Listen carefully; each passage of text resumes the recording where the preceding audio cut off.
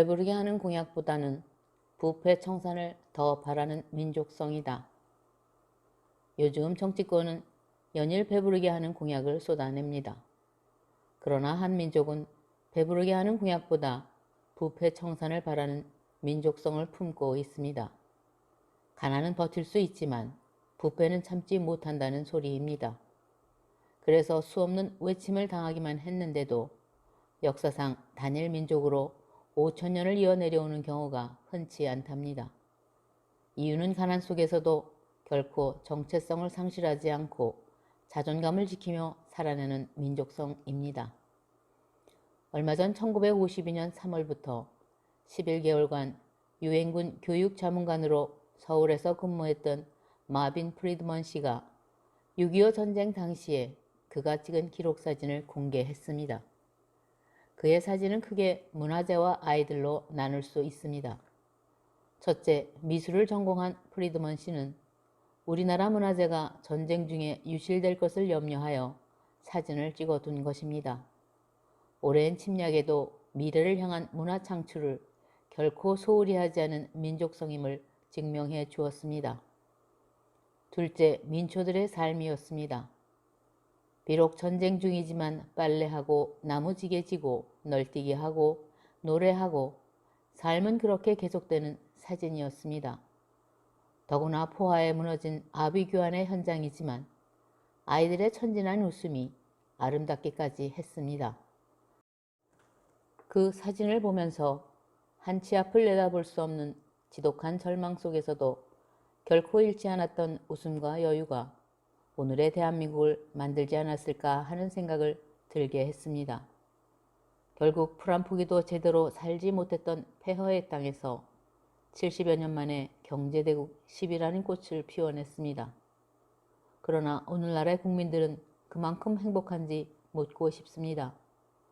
전쟁 중에서도 웃었던 국민들인데 아무리 봐도 그 시절의 웃음은 찾아볼 수가 없습니다.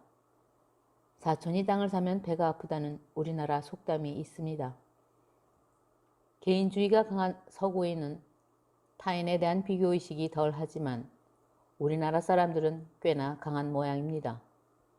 모두가 배고팠을 때는 내 것도 나누는 마냥 인정스러운 민족인 줄 알았지만 배가 부르고 나니 나보다 더 가진 자를 질투하는 마음이 강하다는 것을 알게 되었습니다. 아마도 우리나라가 5천년 역사가 흐르는 동안 크게 부흥하지 못한 이유는 질투하는 마음으로 독식하는 자를 추종하지 않기 때문인지도 모릅니다. 이제 5천년 역사상 처음으로 선진국으로 진입하는 길목에 서 있습니다. 남의 나라 지배를 받다가 해방이 되었지만 전쟁의 참상을 겪고 폐허가 된 동방의 작은 나라가 단기간에 고속 성장했습니다. 반도체, 조선, 철강, 자동차, 어느 것 하나 빠지지 않는 세계적인 수준에 올라 있습니다. 얼마 전까지만 해도 나라 밖으로 나가면 천국 같았는데 이제는 내 나라만한 곳이 없어 서둘러 돌아옵니다. 더구나 정치적으로 후진국이라는 시선도 촛불 시위로 갈아치웠습니다. 그런데 개인은 행복하지 않다고 자살률이 세계 1위라는 오명을 쓰고 있습니다. 이제 우리의 본성을 알게 되었습니다. 사도 바울은 사람은 부한데도 빈한데도 처해봐야 자기를 안다고 했습니다. 상대주의가 강한 민족성으로 경쟁의식이 강해서 오히려 부해질 때 민심이 이반하는 경향이 있습니다. 그래서 우리나라는 예전부터 관료의 부패를 가장 경계했습니다. 초가삼간에 보리밥만 먹어도 공의가 살아있으면 살 수 있는 민족입니다. 그래서 대한민국 국민은 선비정신으로 공의와 정의를 제일로 치는 것은 시대정신이 아니라 뿌리 깊은 민족성입니다. 문재인 정권이 적폐청산을 부르짖고 정권을 잡은 이유이기도 합니다.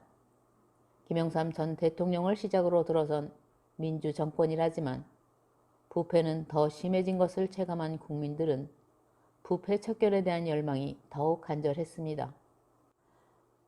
현재 70년대 대학을 다녔던 60세 이후의 보수층도 당시는 독재 정권에 저항한 진보 세력이었습니다. 그렇게 박정희 독재에 저항했던 세대이지만 오히려 박정희 향수에 매몰되어 보수가 되어버린 아이러니한 이 나라 현실입니다.